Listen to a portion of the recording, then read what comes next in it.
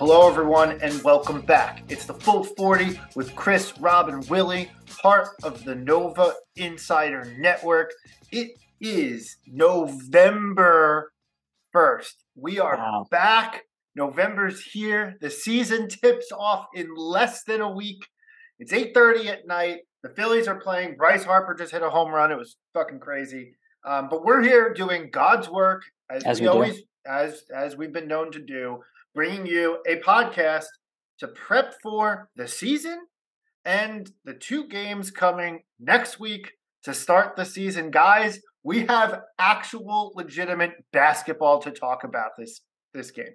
So first of all, how's everyone doing? How you guys doing? What's going on? What's going on in your headspace right now? How are we doing?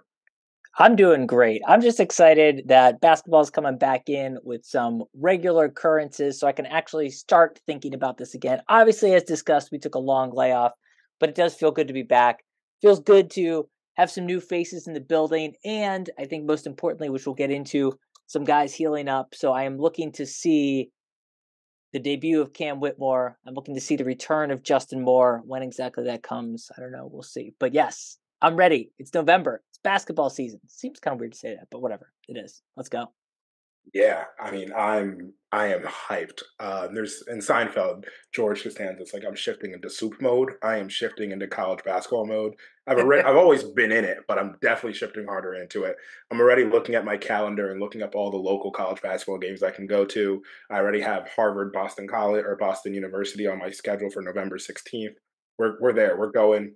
We're going to see how many games I can get to. I'm fully in and just kind of like anxiously awaiting. Yesterday I was like, oh, we're a week away from the game. Today I was like, we're 6 days away from the game. And now I'm just like, I'm realizing I'm just going to keep doing that and keep going back and thinking about, I just need the first game to happen. I got first game jitters. So I know that. You may be the only person who has Harvard BU circled on their schedule. I might be the only person, honestly. Yeah. There's nobody else. I don't even think Harvard has it circled on their schedule. They're gonna wake up and be like, oh, we're playing. Oh, okay, cool. One of the signs for me that basketball season's kind of on the way back is that I go through in detail my calendar and block out like 5-hour blocks on my schedule a little bit before and well after a Villanova game. So I went through that exercise, blocked all the Villanova games out. I go all the way through the national championship because that's what we do. That's our expectations. So that's what we do. Yeah.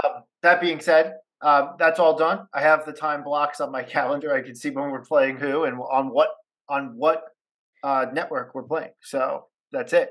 I agree. I do have a little bit of first game jitters. It's like first game. There's a lot of firsts coming on November the 7th. 7th. Yeah. So first game for Kyle Neptune, first game for this awesome recruiting class that only maybe 2/3 will play in, but neither here nor there. We got everything blocked out. So I guess what we're going to structure this episode is kind of be a little bit of a two-parter. We're going to talk about the LaSalle and Temple games a little bit later. So we can actually dive into some details. But first, we got to do a little bit of a season preview. We talked about kind of like an intro to Willie in our first episode of the podcast, talked a little bit high level about the season and some of the things and some of the narratives that are already starting to take shape around this season. Then we spent the second episode talking about everything that happened in the offseason. As Rob mentioned, we took the long layoff. And this episode is really designed to get into like, okay, how is this season going to actually play out? Maybe a little bit of early narrative building. We were harping on the narrative last season. I want to continue that exercise this year. So that's kind of the thought of this season. We're going to talk about a lot of the individual players. We'll talk about who's going to make up the starting five.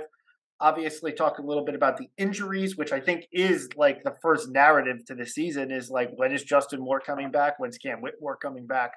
And all of that. But the first thing I really want to dive into is this secret scrimmage season that has kind of taken place over the last couple weeks. And we hit tidbits here and there. You might have heard that Villanova lost to Maryland in the scrimmage. And then, Jeff Goodman sending out tweets like everyone who loses says scrimmages don't matter. Well, guess what? Scrimmages don't fucking matter by definition, but also because of the way they're played. Yeah. And I want to talk about that a little bit here. So I'm going to open the floor. So let's start there. Let's talk a little bit about the scrimmages. Well, the first thing is people forget we beat VCU in the first scrimmage. So, that's the only one I acknowledge, and that's the one that happened. Maryland did not happen. Maryland, it was whatever. But yeah, I mean, the scrimmages, the way I always look at them, it's a nice to have. It's nice to have that little to whet your appetite going into the year. VCU sounded like we did great. Maryland sounded like, and judging from what I've been able to gather, we just couldn't score baskets, which is honestly probably the least of my worries.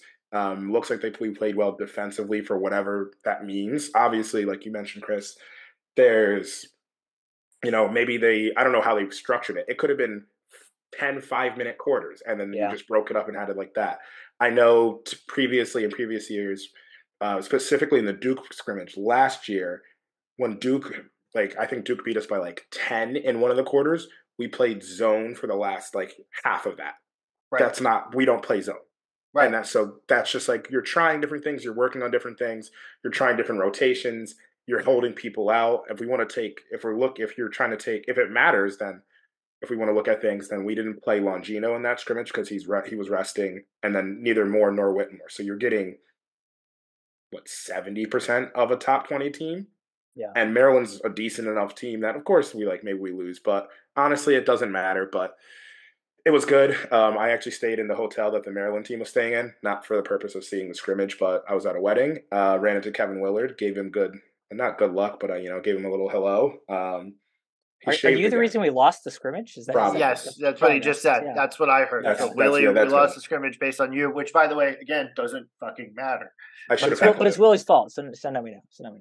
Everyone knows it's me. Yeah. I should have heckled him. His hair was bald, which he always is, but what you don't know is if you see him during the summer, which I've seen him once in the summer before, he grows out his hair. So It's very interesting. Oh, that's weird. That's weird. So I saw him maybe 3 or 4 summers ago. Maybe it was before, COVID. And I was like, I think that's Kevin Willard, but he has hair, and it was very weird. But yeah, scrimmages don't matter. Yeah, I think Willie's point is well taken. It's in all seriousness, these are set up to intentionally try different things, to put you in different scenarios. So it gives you an opportunity just to run different sets and gives you a baseline to grow off. So the combination of that and the fact that this is game -1, -2 on our schedule, and what we've known time and time again is Villanova takes a season to gel. And obviously, new coach, we don't know if it's going to be quite the same, but I would imagine that this team, especially with a lot of new faces coming together, it's going to take some time for this team to come together. So that combined with the fact that just how this is structured, don't read into it at all. Unless we win, of course, and then just say, I don't know, just go gloat. But we didn't, so it's fine. Moving on with our lives. I couldn't agree more. Well said. I think the fact that a coach would do something in that he wouldn't do in a game is right there. Yeah, of course, the guys are going to be competitive because that's how Villanova players and college basketball players in general, but especially Villanova players, are trained is to go balls out every single play. But that doesn't mean that it's you're doing the same things. Who knows? I remember when I was scrimmages could be you have to pass the ball 5 times before you take a shot. You don't know what kind of rules that a coach has instituted on a team to force them to play a certain way because they're trying to force something to happen or test out the team to see if something will work for them. So again, as I said, scrimmages don't matter. I can't put that all in a tweet, but I can say scrimmages don't matter, which I've said on Twitter and I'm saying now. Okay. So now that we've gotten that out of the way, let's just talk about this season a little bit. Where the expectations are. What I guess we start with the injuries, and just kind of get a sense of where things are progressing and go from there. So we have everyone. I expect everyone to be available first game.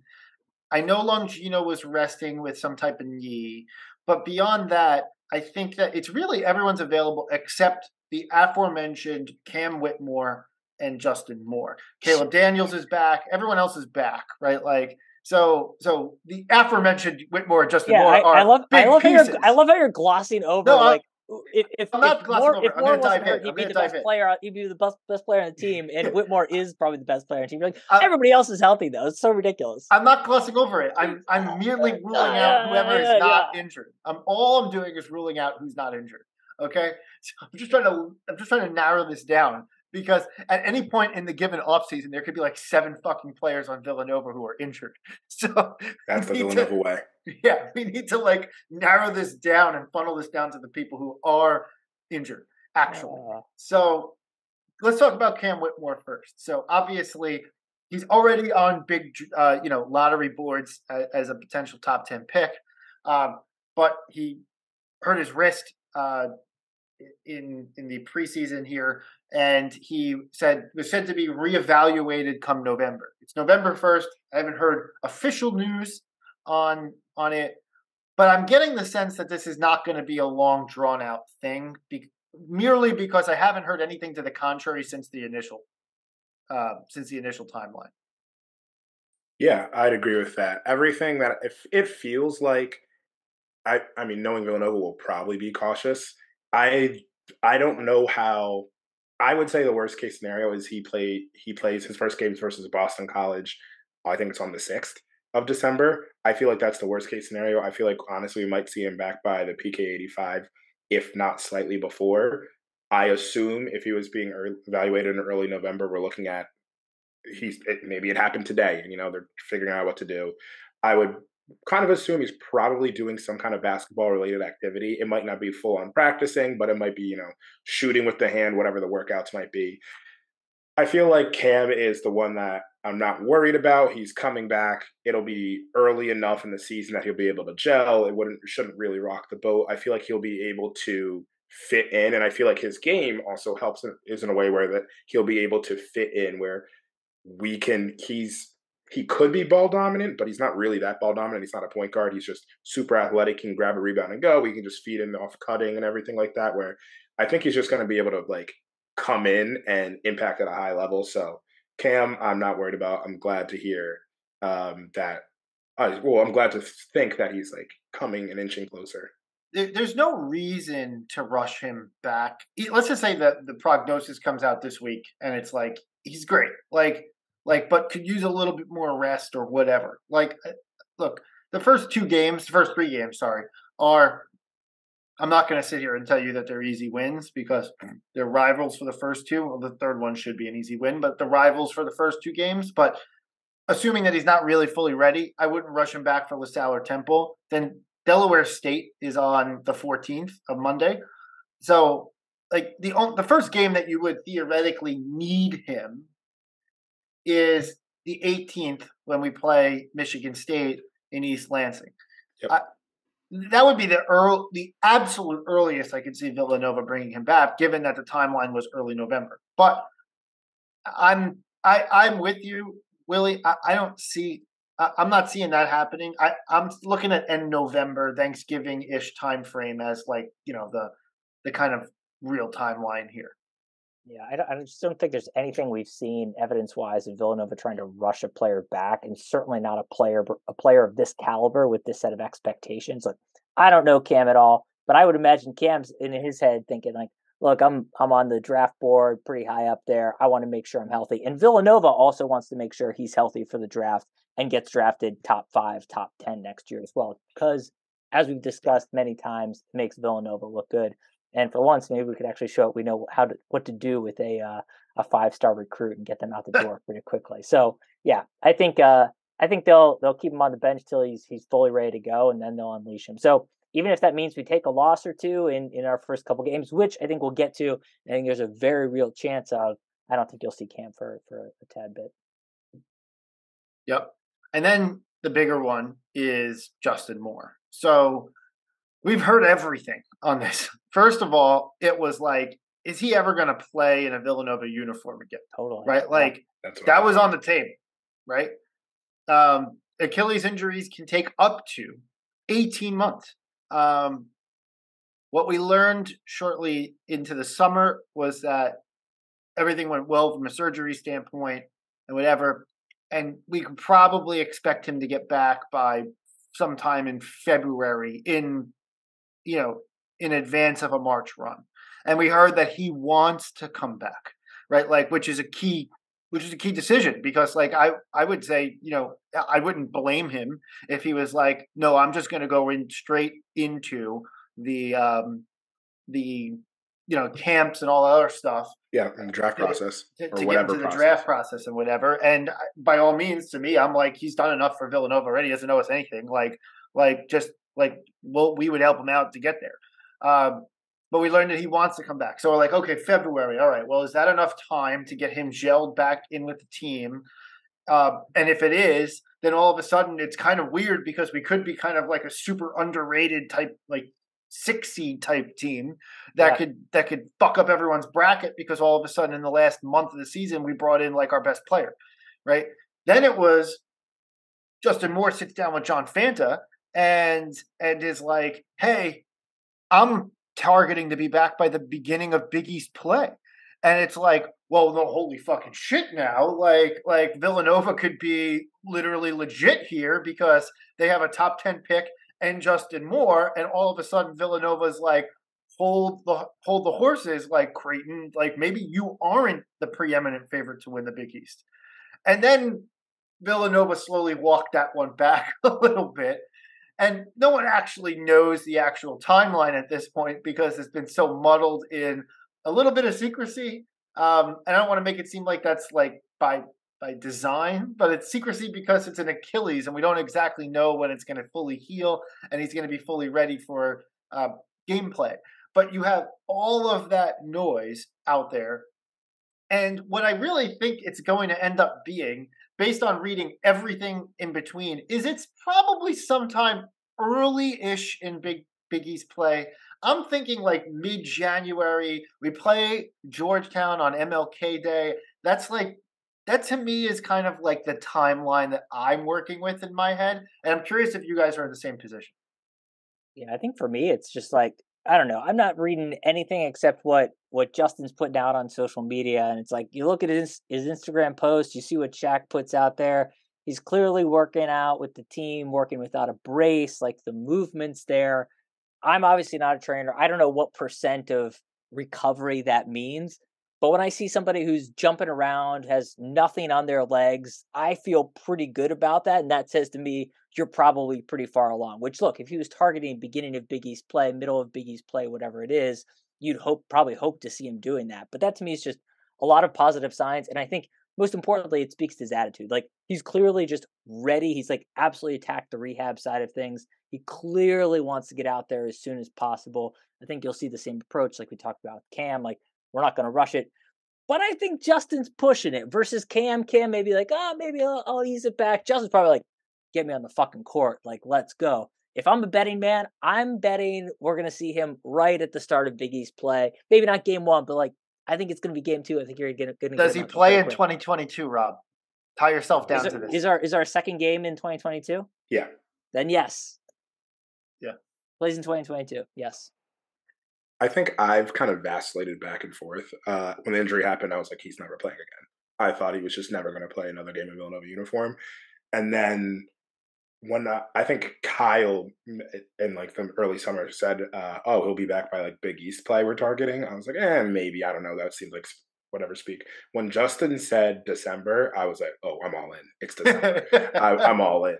I don't know. And I think if we spoke to Justin, he's saying he's playing tomorrow. Yeah. So I feel like he's there. He's ready mentally. Or at least as ready as you can be. I'm sure there's going to be things when the ball goes up in the air that he's going to feel a little bit weird. I'm sure there's still that level of like, is this going to happen to me again? I'm sure that's like a thing in the back of your head. But I'm going to say he's going to play 2023, but like early 2023. Let me hedge. Let me be in the middle here. I'm saying, do we play January 1st or January 2nd? Whatever that New Year's Eve game is, that's where I'm saying he's playing. That's I'm gonna flip my work calendar and I'll tell you. We play on the 31st. 31st. We played Marquette on the 31st, and then at home. it is at I think it is at home. Yeah. Yeah, okay. Justin Moore, 12 minutes off the bench, December 31st. Calling it right there. We play at Georgetown on the 4th. That's the next game after that. And then he's going back home to Georgetown and he's playing 23 minutes and we're just rolling. And Justin Moore, when healthy, is a top 30 player in college basketball, arguably. I'd probably have him around 24, 25. So that's a huge boon for the team. Oh, right. Well, the Justin Moore coming back thing is literally like, to me, the switch to flip for this team, right? Like Justin Moore comes back and I immediately start to think this is a deep run tournament team. Justin Moore's not back and I'm just like, we just got to do enough to stay in the tournament conversation. Like, not to shit on the other guys, but there's something to be said for a point guard in our system, right? Totally. Like, and I'm sorry, I was about to say the Jay Wright system, but I changed it to the our system. But it's still kind of the Jay Wright system this year, for being honest.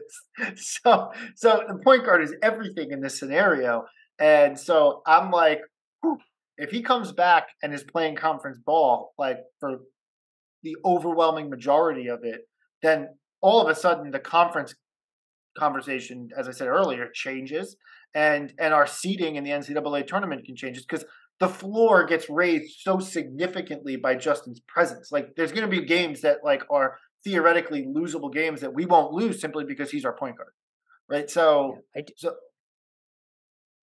I do think the timing of the return matters, because if he comes in mid Big East play, there's just fewer games to get him worked back in, getting him up to speed, getting him worked into the rotation. If he comes in at the start of Big East play, you're talking a significant amount of time, and you can ideally drive some really positive results from that. So I'm hoping he pushes earlier on that one. Yeah, I mean, me too. Seems like Willie's having a little bit of technical difficulty, so we're going to continue. I wouldn't call it technical difficulties. It's just like a weird banging in my apartment, but we're going to ignore it. And if someone comes on the screen and murders me, it's recording. Yeah, I'm actually very concerned right now. Is there another person who's supposed to be in your apartment? No, there's not. Let me go take a. You guys. Why don't you go take a look at that? Take a look. All right. So while Willie is dying, we're going to go ahead and continue this conversation.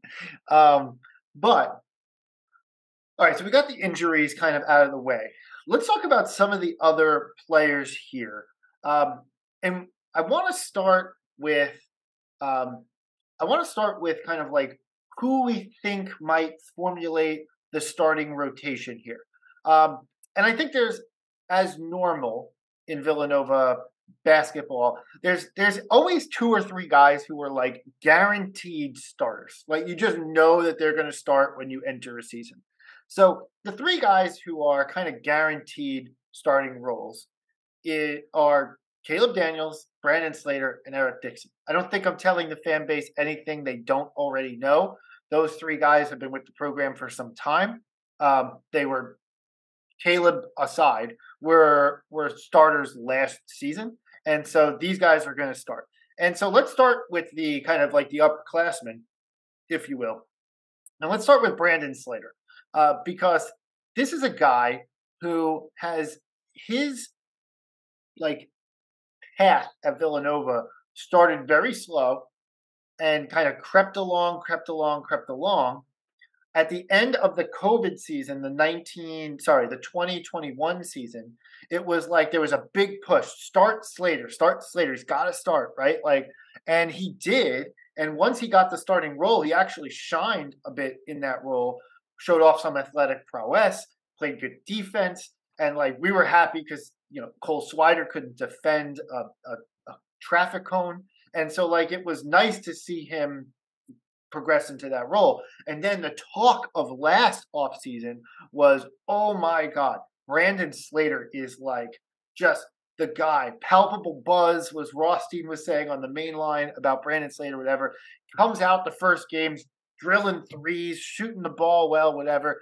Then he gets he gets tweaked. He doesn't ever go down, I don't think, for any significant time with injury, but has a tweak. and is just kind of really ice cold for a good chunk of last season. Obviously, still brought the defense, and then at the end of the season, had some of the most highlight real plays of the season. The dunk against Providence at the Pavilion comes to mind. The block against UConn in the Big East tournament comes to mind. He was the guy who got fouled in the end of the St. John's game and hit those 2 free throws to send us to the semifinals. So like had a good end of the season for him. The tournament was really about Colin and Jermaine. There's not a ton of like highlight reel plays from Brandon at that time, but his career is all over the place. And I guess we're going to say something similar that you've heard us say about Jermaine Samuels in the past, is that I feel like a big not talked about thing this season is Brandon Slater going to be an X factor, or is he going to be like the guy? I was going to say the same thing. I was trying to think in my head. I was like, what do we need Brandon Slater to be? And what I kept coming back to is basically like, he's kind of a lot of upside in my mind, where it's like, look, I've got Dixon locking down the post, and we'll get into Dixon, who I'm just so excited about this year. You've got obviously the hype around Whitmore. You feel like you know what you're going to get there.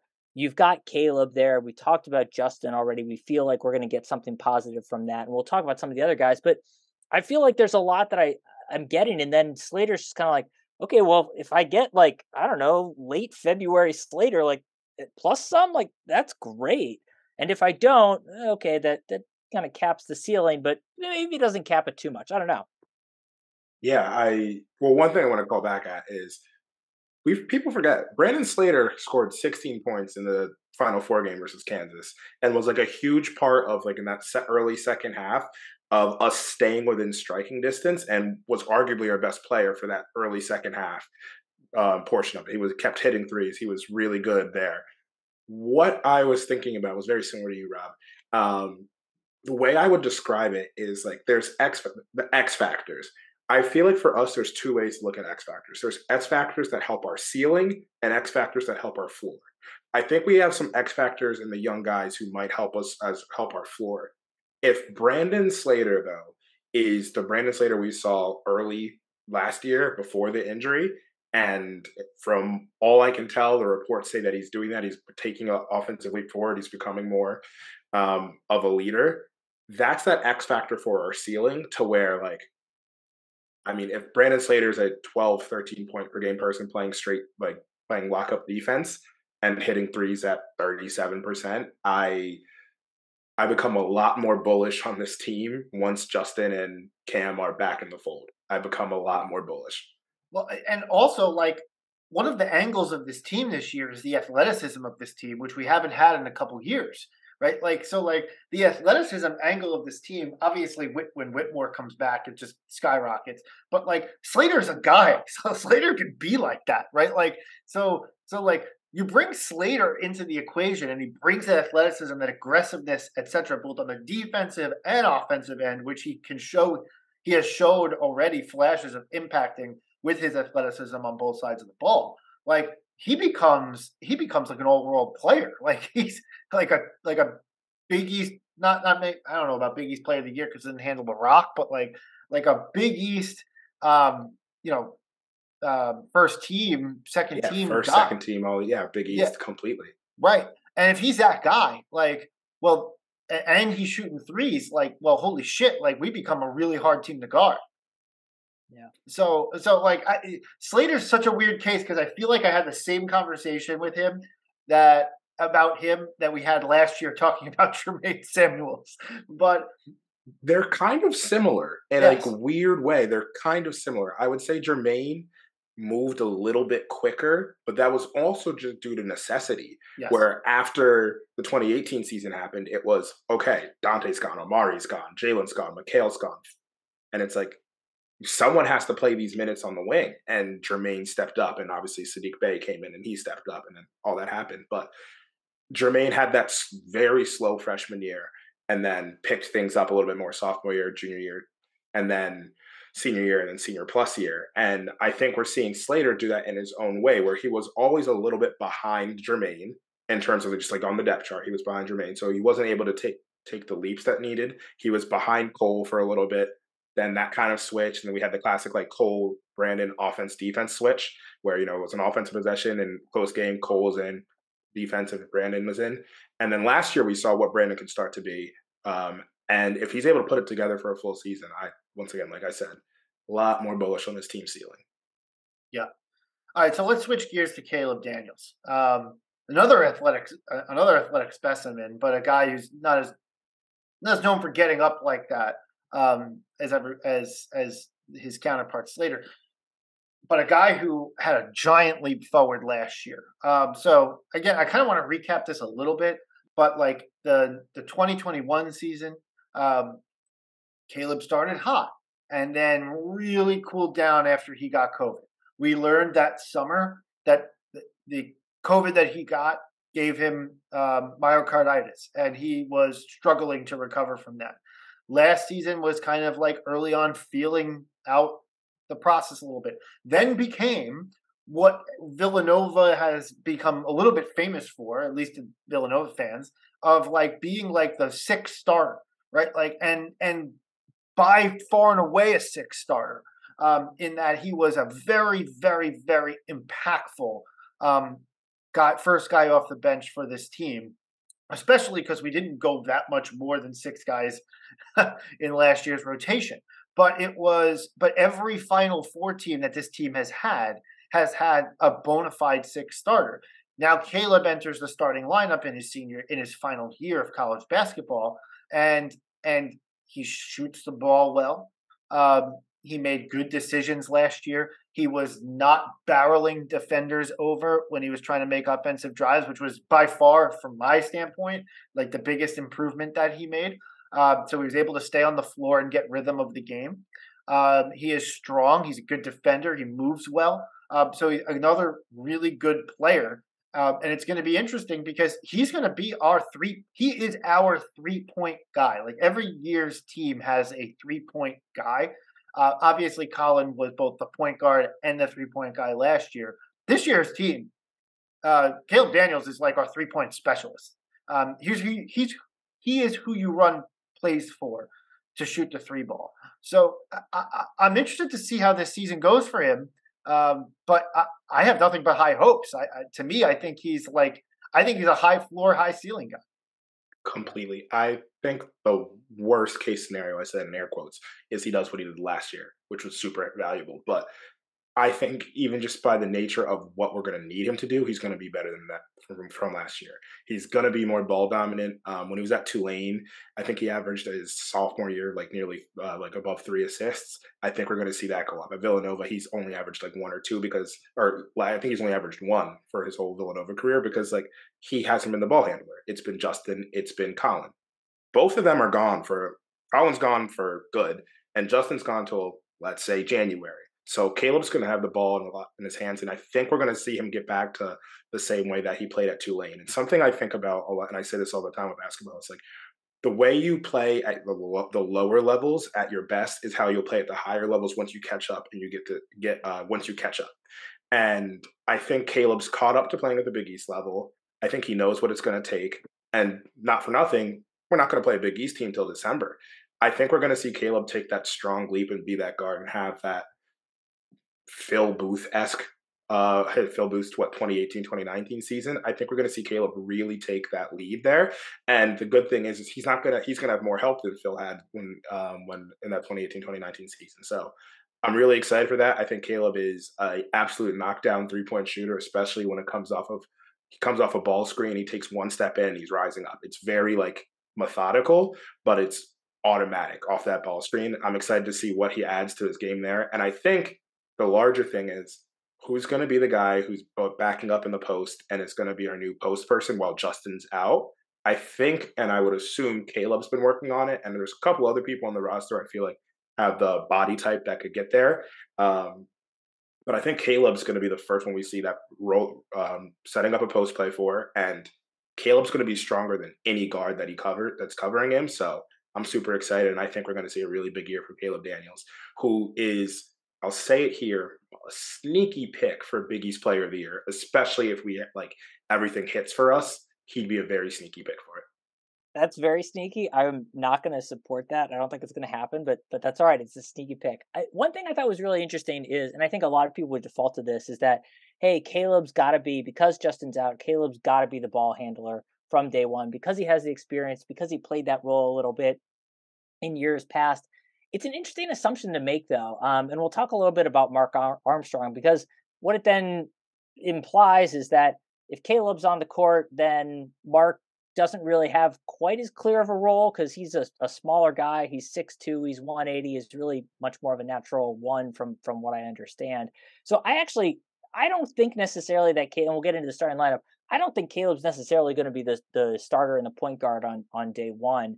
I think you could very much see that ball in Mark Armstrong's hands just because it may make a little bit more sense and we can get Caleb off the ball. That said, from a confidence, from a development standpoint, I think you've got to feel pretty good about where Caleb ended at the end of last year and has had just, I don't know, it's interesting now talking about this team. We've had a few guys with kind of interesting evolutions and interesting journeys, but at least Caleb, we know, is kind of shook out on the right side of that.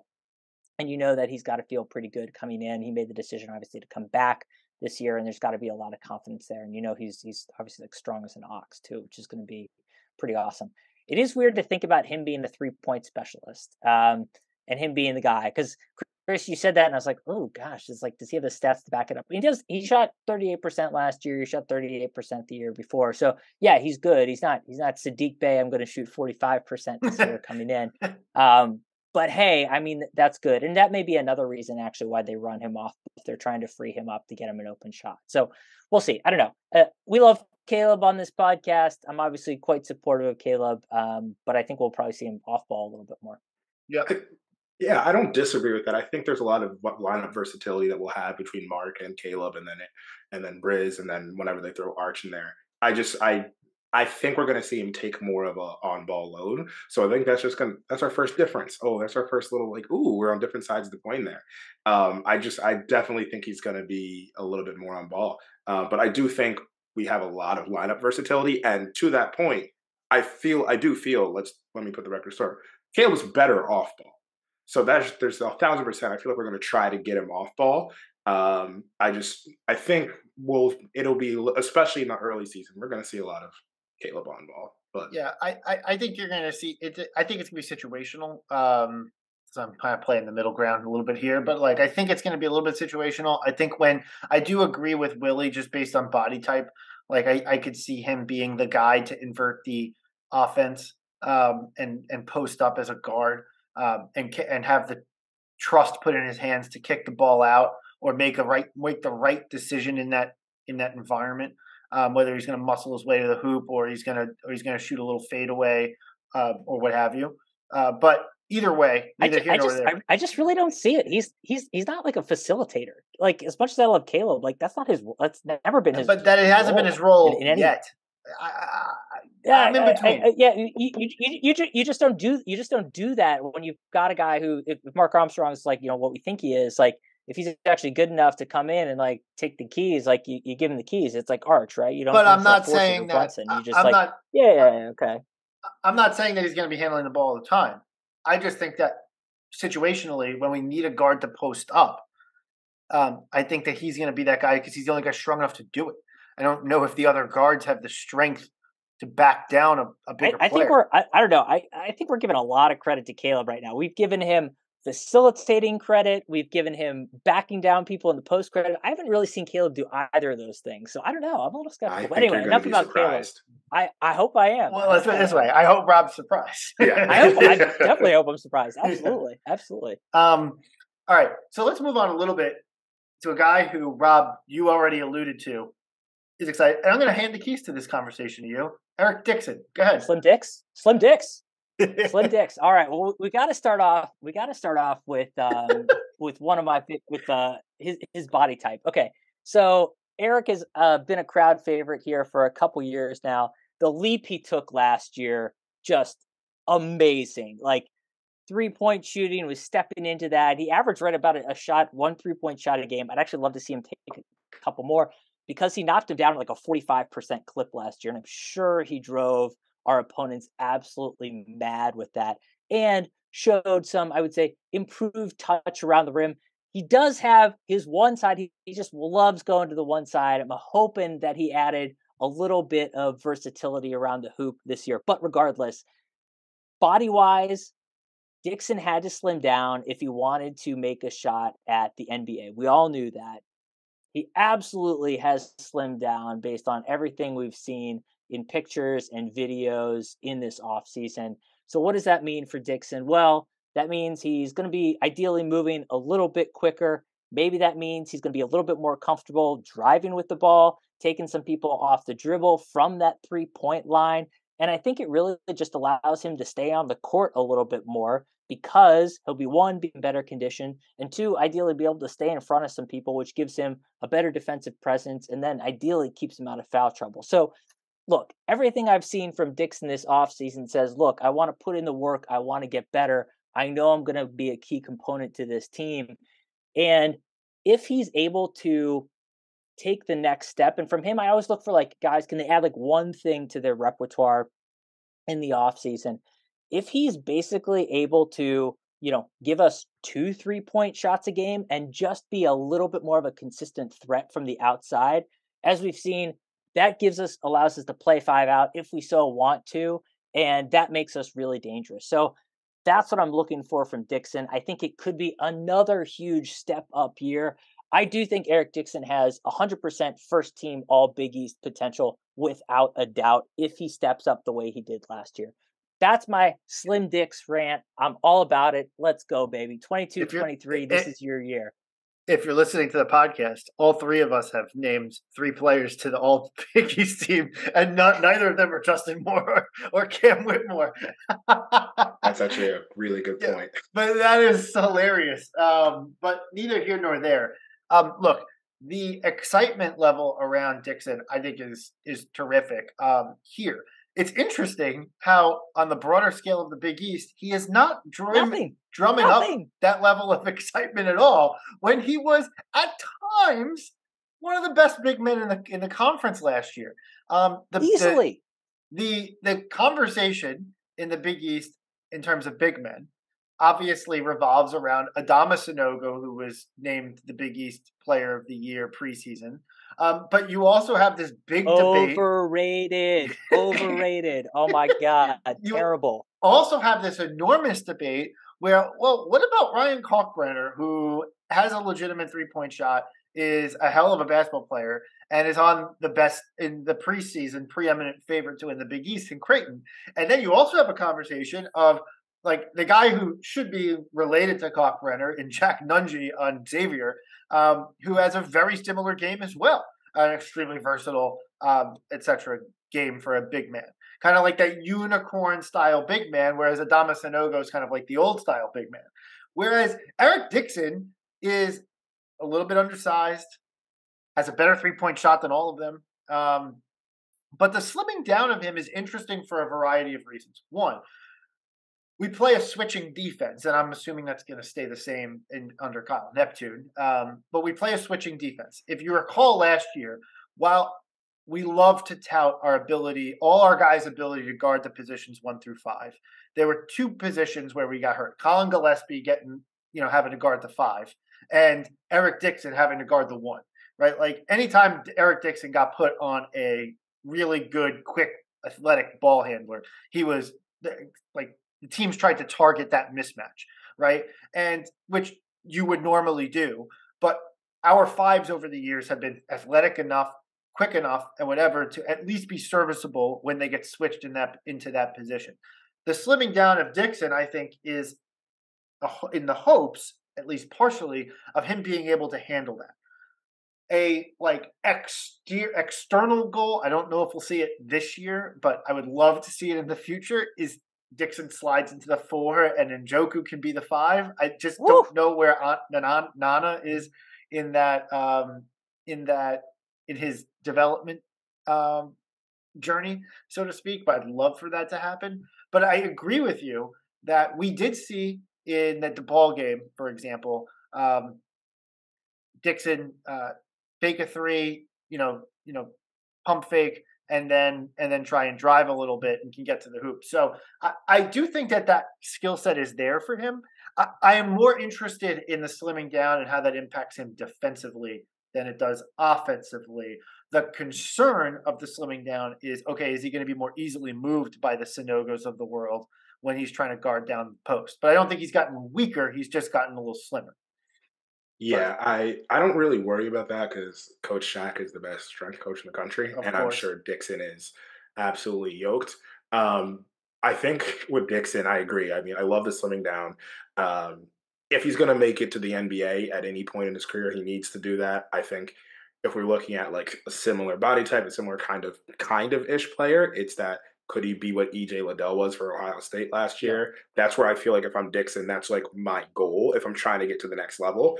But regardless of the next level conversation, I don't know if you were watching any of the whether it was the blue gold or the blue white game or the little scrimmage in Hoops Mania. Something stuck out to me during that. And maybe it was just because it's a practice. Scrimmages don't matter. Preseason stuff doesn't matter. We ran through Eric Dixon, and I have a feeling as much as as much athleticism as we have and everything, when we get into a half court situation, this will run through Eric Dixon, and he might not be the best player on the team, but this is his team. That's the way I look at it. Despite not being a captain, like as it relates to on the floor, especially in the half court offense, this is Eric Dixon's team. I think we're going to see an increase in 3-point shots. Something I was slightly disappointed about during the Kansas game was that we didn't start shooting threes with him. And maybe it's because we got blitzed in the very beginning and we were all out of sorts. But I really wanted us to have Eric further away from the basket to take McCormick away and then open up the lane. And we didn't really do that. I think Eric shot maybe 1-3 later in the second half. I kind of want to see that from him. I think we're going to see a little bit more of, I'm not going to call it on ball, but like a little bit more of the creation aspect of where he might attack a closeout. He might attack a mismatch a little bit more, similar to what we saw in the DePaul game. I have pretty high expectations for Eric. I'm not going to call him first team Big East. I'm not going to call him second team Big East because I think we have really good big men in the Big East, frankly. And it's going to be hard. It's just going to be hard. It's going to be hard. So I mean, I love Kalkbrenner. Sanogo's good for college basketball. He's going to be very good. He's preseason player of the year, but like, whatever. He's unimportant to me. There's more interesting players on UConn than him to me. But I think Dixon's going to be. I'm bouncing around calling him our most important player, and I don't know if I believe that, but he's a pivotal piece. And obviously we know that he's Eric Dixon, but I think there's just a lot to his game that's going to be unlocked in the half court. I'm very interested to see how it looks like, and I'm curious to see what other post moves he's added. I mean, Eric's got a lot of skill, so I'm excited to see him unleash it. So we spent a lot of time on our three guys who are kind of like the known starters, which in and of itself, by the way, is a little bit unique to the last couple years, because in the last couple years, the known starters were kind of like, I don't want to say boring, but we kind of like knew the narratives on them. Like, we've known the narrative on Colin Gillespie for like 3 years. right? So now to be able to talk about these three guys, it's fun. It's different. And these guys all have both. It is different. Totally. All three of them have made big leaps in their careers, and we still all believe that they have room to go there. And I think Dixon still got 3 years of eligibility left somehow. Yeah. So it's crazy. We could be talking about Eric Dixon. I long for the days when Eric Dixon becomes a boring given. But neither here nor there. Let's transition a little bit to who is going to start in the absence of Justin Moore and Cam Whitmore, because I know when they come back, that's kind of the starting lineup. Like it's I don't want to say it's pre-decided, but it's pre-decided. Like we could say with some confidence that those are the guys who are going to start when they're fully back, right? Like not only back, but like in the flow of the game. So who starts in their presence? Let's start with the Cam Whitmore, because I think that's a little bit easier to figure out. And I think that person is going to be Jordan Longino. From a size standpoint, stature standpoint, they're similar enough. And just from our listeners' perspective, you're assuming then Dixon's at the 5, Slater's at the 4, Caleb is at the 1 or the 2, right? Yeah, So I'm having those are Caleb as 3, and then the we're basically 1, debating 2, lead guard. Yeah, okay, whatever. So we're debating the last 2. Yeah. So we're debating the last 2, and so I'm putting Longino in at the 3, because that's how I think it'll play out. Guys got good length, got good size, rangy 3-point shoot, can shoot the 3-pointer. Has his versatility to his game. He's good. He's a prototypical Villanova wing in a lot of respects. He's the guy who I expect to take on the starting lineup role until Whitmore's back. Yeah, I completely agree with that. I think Longino is also the guy that I alluded to, the kind of the next post person. I think he could be, depending on what offensively that looks like for him, be the next guy to kind of like back down in the post. We saw him do it a little bit freshman year in the Big East tournament and the semifinal game versus UConn. He had a turnaround at the end of the buzzer. He's not overly athletic. He's definitely an athlete, but he's not overly athletic. He doesn't lead with athleticism. That's not how he plays. He's extremely smart. So I feel like he's going to be able to work that post game in. I think he's a really strong defender. Longino was that one. I feel like you see this every single time in the beginning of the college of a freshman's college season. When they're in first game, it's what are they? Is their head on a swivel? Are they running around like a chicken with their head cut off? Frankly, not going to throw him under the bus, but I'm going to say Jermaine was his freshman year, where he was like he couldn't run in a straight line because everything was moving too fast for him. Yeah, Longino didn't have that issue from the first game. Yeah, there was moments where the game was moving too fast, but that's just natural. That you're going to have moments where you're not fully understanding and operating at the highest level. But Longino picked things up pretty quickly, and I felt like pretty immediately I was like, "Oh, he's going to be a factor for us." He's a strong 3-point shooter. I think he can move the ball. I think he's the prototypical at this stage glue guy, and I'm excited to see him take an offensive leap, be a very good connecting piece defensively. I think he's just that connecting piece for us that like I expected to see it take a leap forward, and 2 years down the road we can talk like best player in the team, NBA hopeful, like what does that look like for him? But right now it's glue guy, and I love that for him. When the team's at full strength and he's the 7th or 8th piece, that's a really good fucking 7th or 8th piece. That's a really good and when you factor in that he'll have had a couple weeks, 2-3 weeks of starting lineup type role to bring that experience in the flow of the season, like that's a real good 8th piece. Like that's depth. That's Absolutely. Real talented depth for this team. Yeah. But I like him in the starting role when we need that. And so I agree. Glue guy is a great role for him, and I don't mean that as an insult at all. I mean that as very much like, hey, someone's got to be able to clean the board. Someone's got to be able to be a threat to shoot open jumpers. Someone's got to win titles without glue guys. Yeah, someone's got to seal the post, right? Like in addition to Dixon, right? Like because when Dixon goes out, if Njoku's not ready yet, and I'm just not sure, like we'll see minutes from Njoku this year, but I don't know how much. Like you're going to have to slide Slater into the 5 and Longino into the 4. And so you're going to have situations like that. And so what do you need from a guy like that? You need someone who's sturdy, stocky, like really plays with his head and has the body type and presence to be able to do that. And Longino brings all of that. So couldn't agree more. So let's have the debate, I guess, that needs to be had until Justin Moore comes back. Justin Moore comes back, he's our starting point guard, right? Like, who is the starting guard on this team, right? Like, and let's just kind of lay out the candidates, right? You have Mark Armstrong, who much has been said about in the preseason and offseason here, about how well he's picked up the system, how well he's gelling with the team. His athleticism is leaps and bounds beyond anyone else on the team, etc. But is young. And then you have a guy in Chris Arcidiacono, who's been a long-time system guy, who doesn't bring any of that athleticism or anything of that, but has been trusted in big moments in the past and has delivered at times and has had his struggles at times, but has been a consistent presence on this team and understands what we do, which is as important to Villanova as it is any other program in the country. And then you have a guy in Angelo Brizzi who spent a year on the bench, redshirted, and got stronger, learned our system, etc. Maybe a little bit better lateral quickness than a guy like a Chris Arcidiacono, but not the experience there. Could he be the guy who could come in? And he's also been hyped up in the off season. Looks like Colin Gillespie, which is just ridiculous and is going to piss off a lot of people around the Big East this year.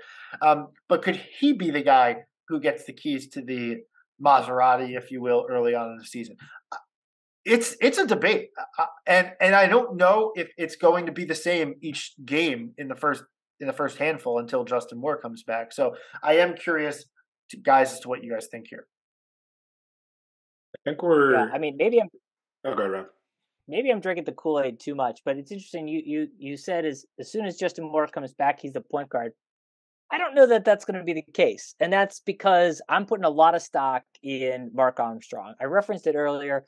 I think I've got a hunch Mark's going to start at the one, maybe not quite start like first possession ball in his hands, but I think very quickly in that first game, he's going to be the one who's going to be running the point. I think he ends up starting for the bulk of the time while Justin's out.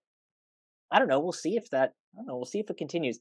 I think it's very dependent on how Justin comes back, how much load he can handle, how the team is gelling at that point. But my answer to the question is Mark Armstrong right now.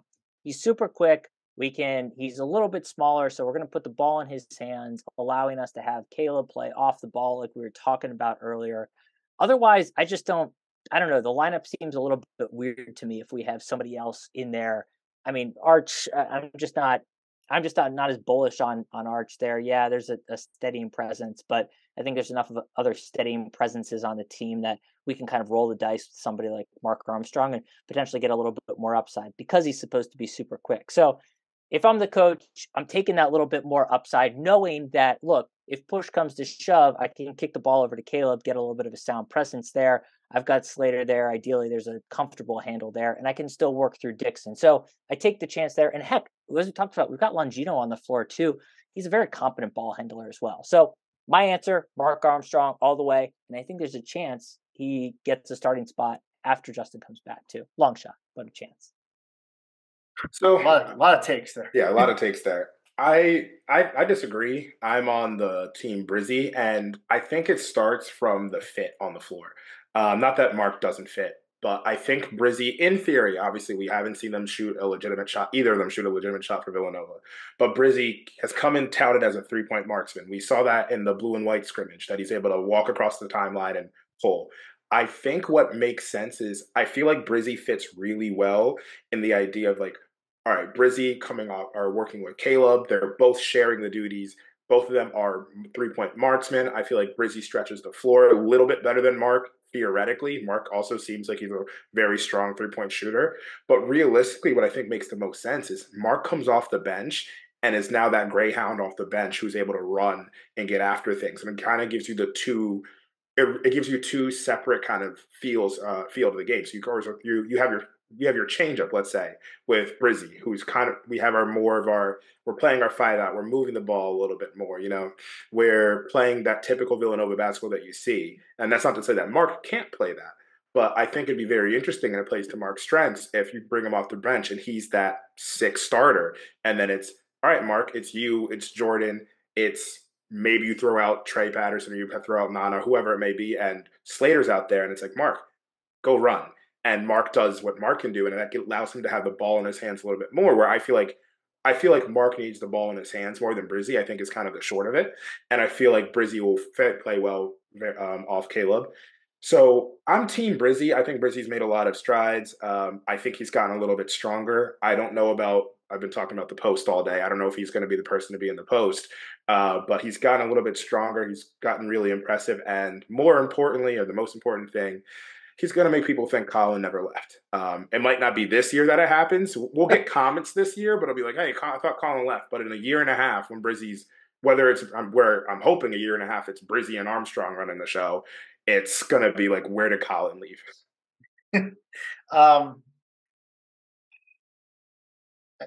What do I think it's going to be? I think it's going to be in game 1 with Salcade. I feel like it's going to be Archer Brizzy is going to get the starting lineup nod. Like, so if I'm predicting, I think it comes down to what do you value? Because to me, I value like the long range benefit to this team. And when I think about that as a fan, I don't have the benefit of watching practice. So when I think of it as a fan, I think of it as like, well, I want to watch Armstrong play. Like early on, I want him to get 30 minutes a game because I want to see what he can do. I'll take the good with the bad. I want to see him develop because in my mind, watching him play 30 minutes a game in November will pay significant dividends come February and March. Like Final Four level dividends potentially in February and March, right? Like, so I see that, and I realize that I'm not watching the practices, so I don't have that thing to chew on in between games. But that's what I think because he's athletic, he's young. I haven't seen him play in a Villanova uniform. He has highlight reels already because of his performances at Hoops Mania. So like I see that, and I'm just like, I want that guy to play. I want that guy to start. I want that. I want that athleticism presence in our lineup right away. But I get that in the long range of a season, and as the season moves on, you want a steadying presence early on as you're trying to set the tone for teams' games and all of that. Who do I think is going to start? I think I look. I come back and I'm like angling this from a couple different ways because like I could see a world in which Arch starts, and like at the same time, like I'm like, no, I don't want Chris Arcidiacono to start. So by that end, I'm like, all right, well then Brizzy, that's fine because like I could see Brizzy being the guy who starts because of all the aforementioned reasons why it might make sense for Arch to start over Armstrong. Except Brizzy, I haven't seen play before, so I'm like, okay, well then he's good. We have depth at the guard position. When Moore comes back, the fact that you have Moore, Daniels, Rizzy, Armstrong, Arch, like holy shit, And Hausen. And Hausen, like your depth at the guard position is significant. This might be the deepest team that I can remember. Like of people who literally might play games. Yes. Right, like so like we could go 9-10 deep of people who are like good. So I'm strong. I'm toggling with this. I want to say by the time the PK85 happens, that Armstrong has already wielded like the starting lineup role. I do get the argument of it being like a guy like a Brizzy and have Armstrong in like the Dante DiVincenzo 2018 role of like being the dog off the bench and like wreaking havoc, and a guy who could go absolutely bananas and pour in 30 off of athleticism and shooting. So long story short, if I'm making a prediction, I think it's going to be Brizzy game. And I want it to be Armstrong. I think you're on the right side of history here. Yeah. No. And if it's Armstrong, that's also great. But then it's like, how long do we have Armstrong for if he's starting and he's that good already? Which that's just me being That's very selfish. Yeah, it's sad. That's selfish. Let's put it this way. If Armstrong and Whitmore are going into the NBA draft because they are projected to be top picks in the draft, then this season will have been very fruitful. It will be very fun. Yeah. Yes. Well, let's be clear. I don't think anybody's predicting Mark Armstrong is going to leave for the draft. Like he's not a 5-star recruit. Like I'm just saying he'll crack the starting. Not predicting. No, I think that Armstrong is not going to get to the draft this year, but I do see it.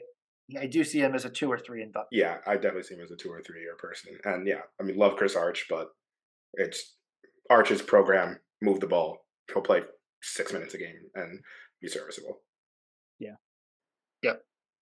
Okay. I think we've kind of got this down. I think we've got it all figured out, right? No reason to play games. Let's just fast forward to the NCAAs. Yeah, done. Great. Any other Preseason. narratives that you guys want to discuss before we talk LaSalle and Temple? Well, we have a couple more players I think we got to hit too. I mean, there's Hausen, and just like at a high level, I think we just talked about Hausen. Is he redshirting? Is he going to play? Who knows? I think he's going to play. I don't expect much, but 3-point assassin. And then we have what happens with Trey and Nana portions of it as well. Yeah, the Nana thing keeps coming up for me. Yeah. Because if he is capable of playing minutes, then all of a sudden Dixon's role can be that much more versatile. Yep. So like Dixon's progression is somewhat a little bit steeped in what Nana is able to do, right? Like if Nana's not able to play the 5, then Dixon is the 5, right? Like he can't play the 4, right? Like he can't make that leap. So like Nana progressing to a level of aptitude at the 5 role. 10 minutes a game. 10 minutes a game, literally like could advance Dixon's timeline for NBA level, next level by a year, right? Like, so if he's got 3 years left in the program starting with this year, like that could take it down to 2 because of, just the fact that Nana can show what he can do at the 4 position, which the 3-4 is where he'd be in the NBA. So that's so key to what he needs to be able to show to do. So like that's an element of it, but also just the fact that if he's the 4 and we can play a guy like a Slater or a Whitmore at the 3, then all of a sudden this team is like the amount of different looks that we can throw at our team is unbelievable. So there's a lot of versatility to unlock with this team. It's potential versatility, and we just need to see those 3, or really Nana and Trey take steps forward, and that unlocks so much. I mean, Trey is versatility persona, or like just like when I look at him, I'm like, you could play in theory 2 through 5, and we haven't seen it yet. Hopefully, we're able to see more of him this year, and he starts to progress towards that. But Trey changes a lot if he's able to also help on the back end and kind of play that. Like, can he give us 8 strong minutes a game? Look, if Hausen is not redshirted, or like the Villanova program is famous for never announcing if they're doing a red shirt, and just the guy just doesn't happen to play all season, and then they never actually said that it was a red shirt. But if Hausen is like, I feel like Hausen has to be a red shirt, right? Like because of just like the depth of the squad. Like you're going down. We're at like 9 at like Chris Archidiakono, right? And then we're talking Trey Patterson and Nana and Joku, and then it's like, okay, then Brandon Hausen's like 12, right? Like you get to a point where you're like, holy shit, like where does it end? And how is Kyle Neptune, new coach, going to get all these guys playing time? And by the way, I'm just going to give a hot take here. I think he's going to be better at that in general than Jay was, if for no other reason than Jay was maybe, and I hate to say this about him, but maybe the worst at it. So like he's terrible at it. Terrible. Yeah, horrible at it. So like Jay couldn't get guys playing time deeper than like 7. So like 7.5 guys. I don't think Jay could like count to 8. He's just like 7. 7's all I got. That's all right. Yeah. So Neptune has to be better at that just by sheer like chance, right? Like it's by probability's sake, he has to be better. So that's going to matter. And then I think that when I think we get into the narrative conversation is what speed and what tempo does this team play at? Because the faster means that you could probably get more guys in because guys are going to gas more quickly. So if the team plays up tempo, then I could see it easier to get like kind of a revolving door of players in and all of that. If the team plays slow tempo, which we've been accustomed to for every year in the Jay Wright era in the last 7 or 8, other than 2018, for obvious reasons, then I think it's going to be like an 8 deep rotation, 9 max. Yeah, I lean us going faster. I mean, we look about the last decade, and the only year that we went like absurdly quick, or not even absurdly quick. It wasn't absurdly. It was just middle of the pack. It was middle of the pack. And that was the year we had 6 NBA players on the team. Right. I look at that and I look at how this team is set up, and all those other teams had a veteran point guard who is handling the ball, who is going to make decisions in the half court. Not that Brizzy can't do it. Not that Armstrong won't be able to do it. Not that Daniels won't be able to do it. Not that Moore won't be able to do it when he's back. But I feel like this team's going to play to their strengths more, that athleticism, if we're able to run. Once again, I don't think we're going to be Texas Southern 78 possessions a game, like, or average. I think we're going to see us like be in the middle of the tempo conversation, maybe like low middle. I know Neptune's already come out and said we're going to run when there's an opportunity. I think that's the best thing to do for the athleticism of this team, frankly, like with Armstrong, with Slater, with Whitmore, with Patterson and Nana, whoever's able to get on the floor. I think Brizzy's pretty athletic as well. Being able to get out there and run is going to help us get some easy baskets as to where we got easier baskets this last year by like, let's let Colin make the decision. Like, let's slow it down and let Colin beat them mentally, and then go over a ball screen and then knock a three down because we drown down the clock, and then there's like, whatever, drive, kick, all that fun stuff. So I'm team, we go a little bit faster. Not absurd, but we'll be definitely faster. We've been like 350 in tempo. So by being a little bit faster, we could still be like 250. Yep. and play like worlds faster than we did last year. So I tend to agree. I think we're going to be in that 200 to 250 zone of tempo, where it's not. Yeah, because the other thing too is when you don't have guys, known entities who are super efficient, right? Like and you play really slow, like you're really harming your ability to score points, right? So what I want to see this team do is speed up a little bit to create more possession so that we can make sure that we keep up offensively with everybody else. Okay. Anything else? Any other narratives? Any other things? We still got to do a game preview too. We do. Do we want to dive into that? As well. Let us dive, yeah. All right. We're going to talk about a game. Holy shit, it's coming. Games. The LaSalle Explorers play their games in Tom Gola Arena, but we will not be playing there. We'll be playing at the Pavilion. Fox Sports 1 next Monday night. So the big news with LaSalle this offseason is they fired their head coach and hired Fran Dunphy, who is on his third Big Five program. That's amazing. Took UPenn to a tournament, to the tournament a couple times at least. Was a great head coach at Temple. I think he won 13 Ivy League titles. So there you go. He went at least 13 times. Yeah.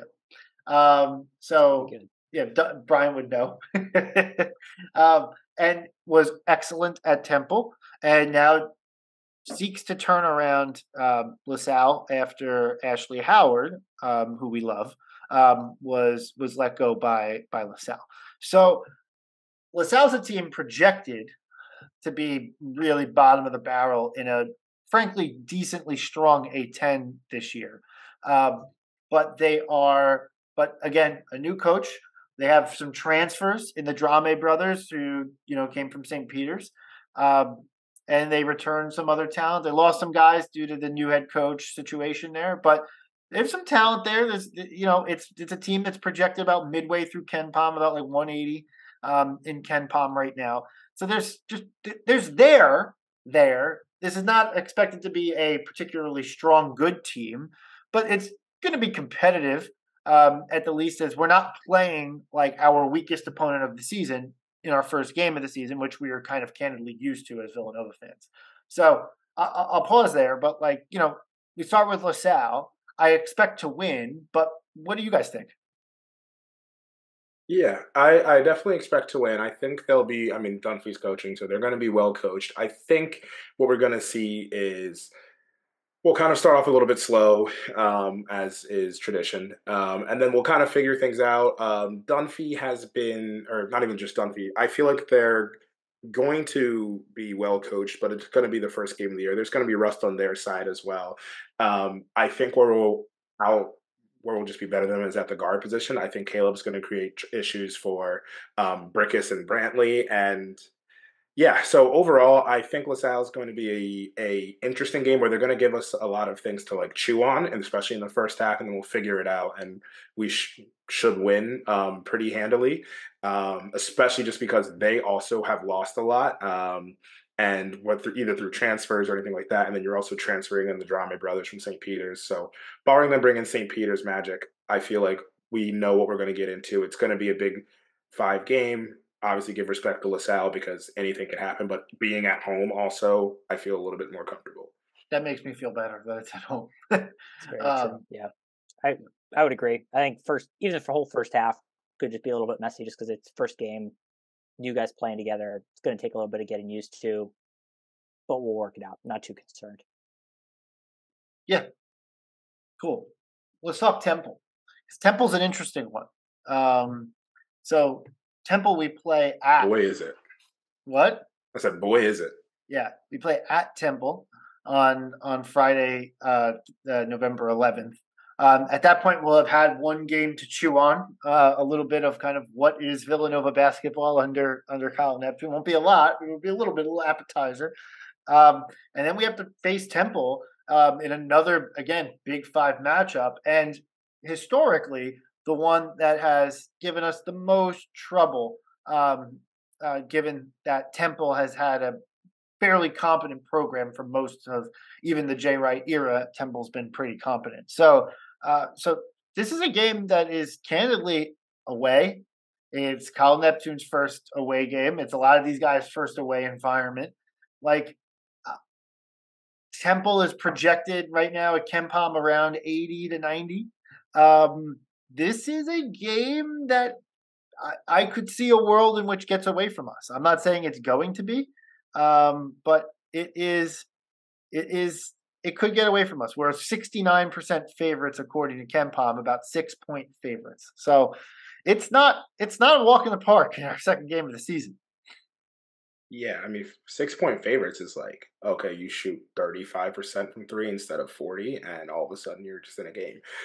Temple, I think, is really, really good. They're bringing in a lot of, or they're bringing back a lot of good talent. And most important in the top of the scouting report is they're bringing back Khalif Battle. Battle missed a lot of last season with, I think it was like maybe a foot injury. There's just a bunch of different things, but Khalif Battle is a all AAC level player. I think before he got injured, he was like slashing and averaging like 15 on like 50, literally like 50, 40, 80. There's an argument that he'll be the best player on the floor come the Temple game. Khalif Battle's amazing. They have a really strong young guy in Zach Hicks, who's, for anyone who's like a draft head, is a person who's on draft radars. He's long. He's like 6'6", can shoot the 3, good rebounder, strong on defense. Temple, I think, has like 6 or 7 players who are above 6'5" and like long and versatile and can all switch. So they're going to be able to defend in theory versus us. We're not going to be able to mismatch and exploit things because they're all long and versatile. So it's going to be tough. I mean, Temple as a whole, their season hangs on Khalif Battle, but in general, we're going to be going into the Liacouras Center on the road.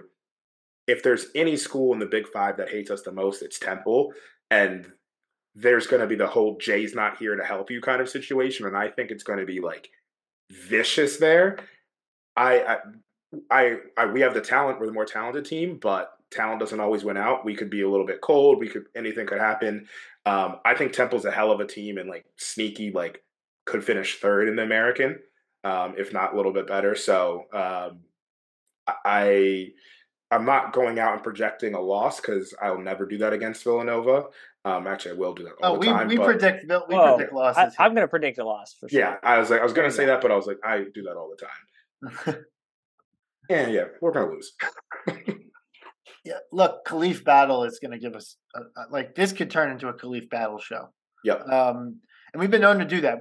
I feel like we oscillate when we play like a team with a great player. It's like one of those things where it's either like that either we shut down that great player and it's like, haha, we are so good at defense that we found a way to shut down your best player, or where that best player just absolutely fucking demolishes us. Yeah. So I feel like this could be a Khalif battle show, and the question is, do they get enough help from everyone else on the court to have a great game against us?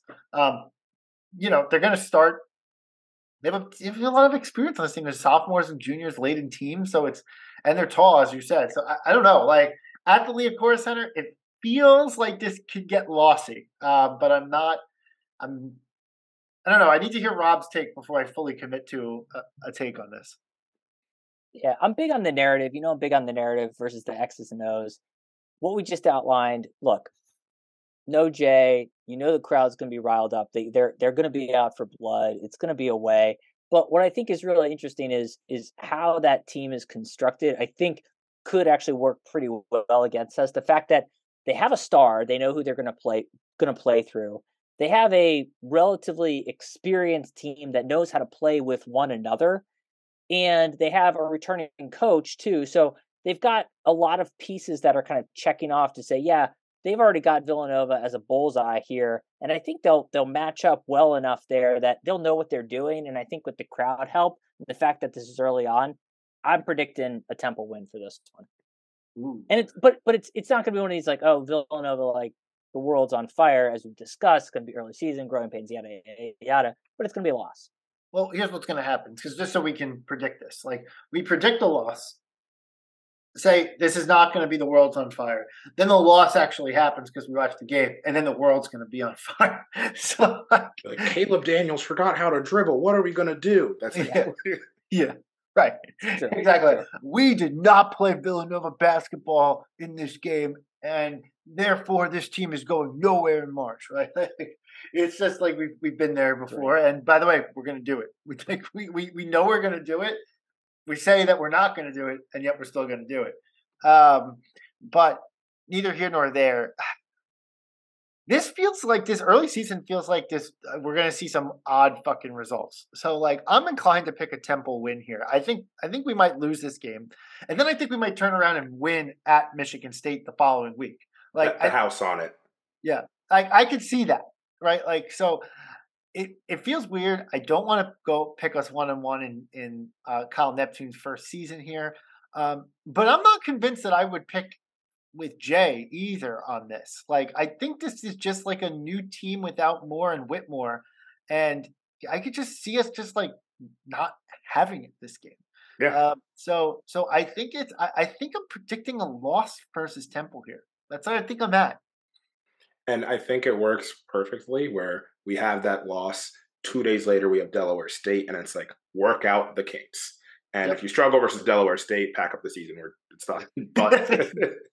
But this is that game to work out the kinks and then get ready for that Michigan State game. So obviously, I'd love us to win, but I don't know. I really respect this Temple squad, so I wouldn't be surprised. Yep. That being said, beat Temple, go 2-0. Beat Delaware State, go 3-0, and all of a sudden you're like, we're having a season, boys. Like, let's go. But I might buy my tickets to Houston. That's right. All right, so we got 2 games down. I think we're pretty universally 1-1 this week, right? That's what we got. Yeah. So here you go. You heard it here first from the full 40. We're taking a loss early in the season. It's going to feel a little bit weird. But it's going to be a good loss. We'll learn. We'll be better. All that fun stuff. Everyone knows this. But yes. We're going to be on here lecturing you about how we love the John Calipari quote of "You win or learn early in the season. You don't lose," and blah blah blah. And we're going to give you all of those bullshit sayings that we like to say because we have a sense that things ultimately tend to work out for Villanova. So that's what we're going to do. If that happens, if we do lose, Twitter.com will be on fire. Twitter.com. It'll be more so than it already is. Yeah. Just to be clear, Twitter's permanently on fire. It's constantly on fire, yeah. Yes. And recent events have lit a fucking match on top of the gasoline poured on top of it already. So this is just a fun world we live in here, and Villanova basketball is our escape. So here we are. All right, guys, any parting thoughts before we wrap this up? Good on my end. All right. No parting thoughts. Just All right. vibes. We will be back after the Temple game to discuss the first week of Villanova basketball under Coach Kyle Neptune and to discuss the week ahead when we play Delaware State and Michigan State. So we'll be back on the full 40. Might be a week and a half after you listen to this, but whatever. We'll be back after the Temple game. Rooting hard, go Cats, but we are predicting a 1-1 week next week. So it could be an interesting start to the Kyle Neptune tenure. That being said, stay tuned with us. You can follow us on Twitter, Instagram, TikTok at the Full 40. I think we're technically still on Facebook, that hellhole too. And then we are also on everywhere you can find a podcast like Spotify, SoundCloud, Apple Podcasts, all the things you can find us on. And we usually do post it on YouTube as well. Because Brian happens to be working with us this time. So when he's there, we go on YouTube. When he's not there, we don't go on YouTube. But that's the key to the sauce. So all that being said, thank you everybody for listening. And as always, let's go Nova.